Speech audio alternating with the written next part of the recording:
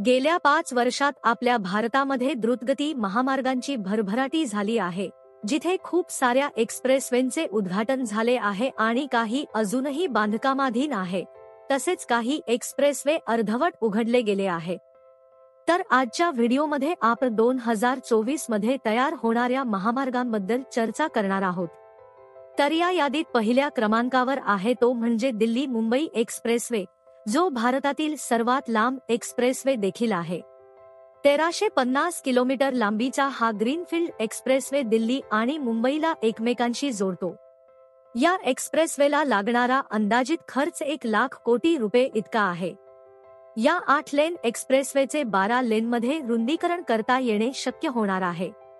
आणि या एक्सप्रेसवेच्या वर्तमान स्थितीबद्दल बोलायचे झाले तर सोहना ते दौसा या 1350 किलोमीटर पैकी 246 किलोमीटरचे उद्घाटन 12 फेब्रुवारी 2023 रोजी करण्यात आले, जेथे इतर सेक्शन्ससाठी अधिकृत पूर्णत्वाची तारीख डिसेंबर 2024 आहे।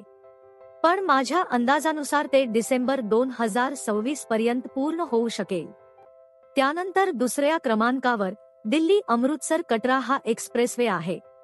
अंदाजे 650 किलोमीटर लांबीचा हा ग्रीनफील्ड आणि ब्राउनफील्ड एक्सप्रेसवे दिल्ली आणि जम्मूला एकमेकांशी जोडतो। या एक्सप्रेसवेला लागणारा अंदाजित खर्च 25,000 कोटी रुपये इतका आहे। या 4 लेन प्रवेश नियंत्रित असलेल्या या एक्सप्रेसवेचे भविष्यात 8 लेनपर्यंत रुंदीकरण केले जाऊ शकते। या प्रकल्पाची अंतिम मुदत डिसेंबर 2025 आहे। तिसऱ्या क्रमांकावर दिल्ली ते डेहराडून एक्सप्रेसवे आहे। अंदाजे हा 210 किलोमीटर लांबीचा ग्रीनफील्ड आणि ब्राउनफील्ड एक्सप्रेसवे आहे, जो दिल्ली ते डेहराडूनला एकमेकांशी जोडतो। या एक्सप्रेसवेला लागणारा अंदाजित खर्च 13,000 कोटी रुपये इतका आहे। 6 ते 12 लेनचा हा द्रुतगती मार्ग सध्या निर्माणाधीन आहे आणि तो पूर्ण करण्याची अंतिम तारीख डिसेंबर 2025 आहे। चौथ्या क्रमांकावर आहे दिल्ली ते जयपूर एक्सप्रेसवे। अंदाजे हा 195 किलोमीटर लांबीचा एक्सप्रेसवे आहे, जो दिल्ली ते जयपूरला एकमेकांशी जोडतो। या एक्सप्रेसवेला लागणारा अंदाजित खर्च 18,000 कोटी रुपये इतका आहे। या द्रुतगती मार्गाच्या 6 लेनचे काम सध्या भूसंपादनाच्या टप्प्यात आहे आणि तो पूर्ण करण्याची अंतिम मुदत डिसेंबर 2027 आहे। 5व्या क्रमांकावर आहे तो आग्रा ते ग्वाल्हेर एक्सप्रेसवे। अंदाजे हा 88.4 किलोमीटर लांब 6 लेन प्रवेश नियंत्रित एक्सप्रेसवे आहे, जो 2,500 कोटी रुपये खर्चून बांधण्यात येणार आहे, जो उत्तर प्रदेश, राजस्थान आणि मध्य प्रदेश या 3 राज्यांना एकमेकांशी जोडतो।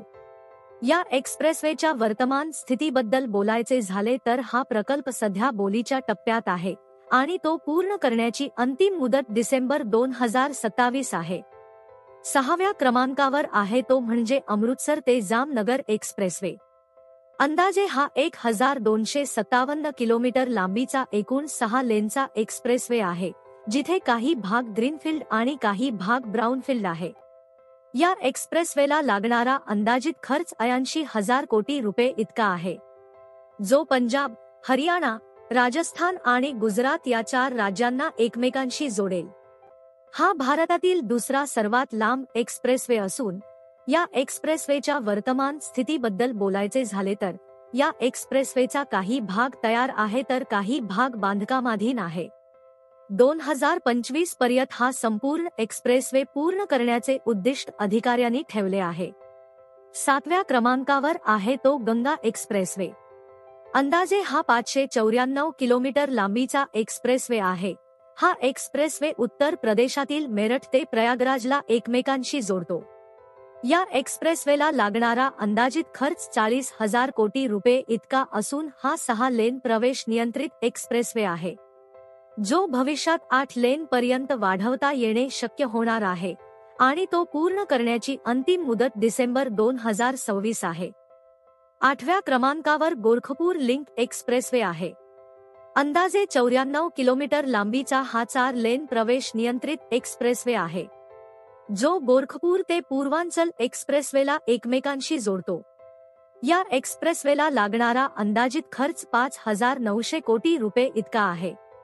या प्रकल्पाने आधीच मार्च 2023 ची अंतिम मुदत ओलांडली आहे. 2024 पर्यंत हा एक्सप्रेसवे पूर्ण होईल अशी आपण आशा करू. 9व्या क्रमांकावर नागपूर ते मुंबई हा एक्सप्रेसवे आहे. अंदाजे 701 किलोमीटर लांबीचा हा 6 लेन प्रवेश नियंत्रित एक्सप्रेसवे आहे. हा एक्सप्रेसवे पुढे 8 लेनपर्यंत रुंद केला जाऊ शकतो. या द्रुतगती मार्गाचा नागपूर ते शिर्डी हा टप्पा 1 खुला झाला आहे. बाकीचा पुढचा टप्पा 2 भरवीर पर्यंत खुला झाला आहे, जो अंदाजे 70 किलोमीटर लांबीचा आहे. हा उर्वरित 110 किलोमीटर लांब 2024 च्या अखेरीस उघडण्याची योजना आहे. 10व्या क्रमांकावर नागपूर ते गोवा एक्सप्रेसवे आहे. अंदाजे हा 760 किलोमीटर लांबीचा 6 लेन प्रवेश नियंत्रित ग्रीनफील्ड एक्सप्रेसवे आहे. या एक्सप्रेसवेला लागणारा अंदाजित खर्च 75,000 कोटी रुपये इतका असून जो वर्धाजवळील नागपूर ते मुंबई द्रुतगती मार्गाला जोडला जाईल. आणि असा अंदाज आहे की नागपूर ते गोवा प्रवासाचा वेळ 7 तास असेल, जो सध्या 21 तासांचा आहे. या एक्सप्रेसवेच्या सध्याच्या स्थितीबद्दल बोलायचे झाले तर हा एक्सप्रेसवे डीपीआरच्या टप्प्यात आहे. 11व्या क्रमांकावर औरंगाबाद म्हणजेच संभाजी नगर ते पुणे एक्सप्रेसवे हा आहे. अंदाजे 225 किलोमीटर लांबीचा हा 6 लेन प्रवेश नियंत्रित ग्रीनफील्ड एक्सप्रेसवे आहे. तो संभाजी नगर ते पुण्याला अवघ्या 2 तासात एकमेकांशी जोडेल. या प्रवासाला सध्या सुमारे 4.5 तास लागतात. या एक्सप्रेसवेच्या प्रकल्प खर्चातून 10,000 कोटींचे भूसंपादन सुरू आहे. 12व्या क्रमांकावर सुरत ते चेन्नई एक्सप्रेसवे हा आहे. अंदाजे 1220 किलोमीटर लांबीचा हा 6 लेन प्रवेश नियंत्रित ग्रीनफील्ड एक्सप्रेसवे आहे, जो प्रकल्पाच्या 45,000 कोटी रुपये खर्चातून बांधला जात आहे, जो गुजरात, महाराष्ट्र, तेलंगणा आणि तामिळनाडू अशी 4 राज्यांना एकमेकांशी जोडेल. या एक्सप्रेसवेच्या सध्याच्या स्थितीबद्दल बोलायचे झाले तर काही विभागांचे बांधकाम सुरू आहे, तर काही भागात भूसंपादन सुरू आहे आणि काही बोलीच्या टप्प्यात आहेत. 2026 च्या अखेरीस हा एक्सप्रेसवे पूर्ण करण्याचे नियोजन आहे. 13व्या क्रमांकावर बेंगळुरू ते चेन्नई एक्सप्रेसवे हा आहे. 261 किलोमीटर लांबीचा हा 4 लेन प्रवेश नियंत्रित ग्रीनफील्ड एक्सप्रेसवे आहे. भविष्यात तो 8 लेन पर्यंत रुंद केला जाऊ शकतो. या एक्सप्रेसवेला लागणारा अंदाजित खर्च 17,000 कोटी रुपये इतका आहे, जो कर्नाटक, आंध्र प्रदेश आणि तामिळनाडू या 3 राज्यांना एकमेकांशी जोडेल.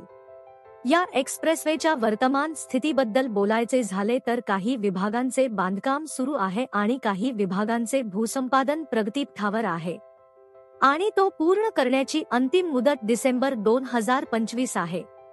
14व्या क्रमांकावर बेंगळुरू ते पुणे हा एक्सप्रेसवे येतो.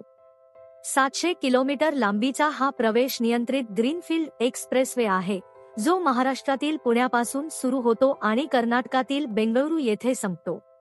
या एक्सप्रेसवेला लागणारा अंदाजित खर्च 40,000 कोटी रुपये इतका आहे. हा एक्सप्रेसवे NH48 ला पर्यायी मार्ग असेल. या एक्सप्रेसवेच्या वर्तमान स्थितीबद्दल बोलायचे झाले तर तो डीपीआरच्या टप्प्यात आहे. 15व्या क्रमांकावर बेंगळुरू ते विजयवाडा हा एक्सप्रेसवे आहे. अंदाजे 518 किलोमीटर लांबीचा हा प्रवेश नियंत्रित एक्सप्रेसवे आहे. या एक्सप्रेसवेला लागणारा अंदाजित खर्च 19,320 कोटी रुपये इतका आहे. यामध्ये 332 किलोमीटरचा ग्रीनफील्ड आणि ब्राउनफील्ड एक्सप्रेसवे असणार आहे. हा कर्नाटक आणि आंध्र प्रदेश या राज्यांना एकमेकांशी जोडेल. या एक्सप्रेसवेच्या वर्तमान स्थितीबद्दल बोलायचे झाले तर या द्रुतगती मार्गाचे सर्व भाग बांधकामाधीन आहेत आणि तो पूर्ण करण्याचे लक्ष्य 2025 आहे.